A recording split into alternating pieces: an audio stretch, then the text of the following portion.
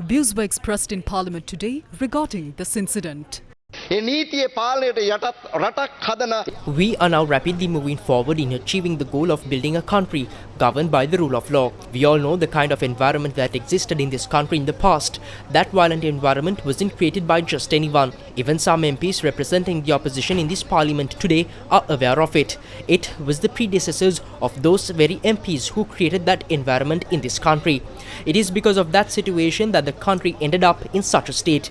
They were the ones who facilitated the supply of weapons to underworld groups. These days, media is clearly reporting about a gold-plated firearm. Investigations are currently underway regarding that weapon. The question is, who provided those weapons to the underworld? It was those political parties who governed this country, those politicians who represented past governments. That's why we proudly say today that we are now actively building a nation under the rule of law. The very people who enforced jungle law back then are now here in Parliament trying to lecture us about the rule of law.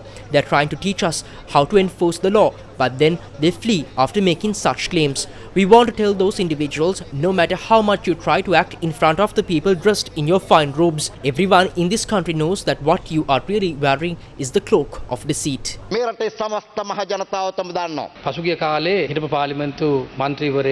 We are now aware that a former MP recently made statements about national security. I am willing to name him, Duminda Disanayake, the former member of parliament. Today he too has been taken into custody in connection with the recent arrest involving a firearm.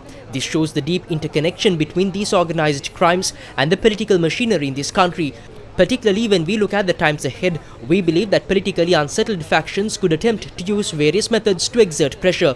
The truth is, when they are faced with court cases and can't bear the consequences of their involvement in corruption, fraud, destruction and violent behavior, those who are part of this failed political culture and even members of these organized crime gangs may try to engage in disruptive acts. But now, we are in a position to prevent such actions. අනිවාර්යෙන් ඒ දේවල් මේ හරහා අපිට වඩා බලක්වන්න පුළුවන් තත්ත්වයක් උදා වෙලා තියෙනවා.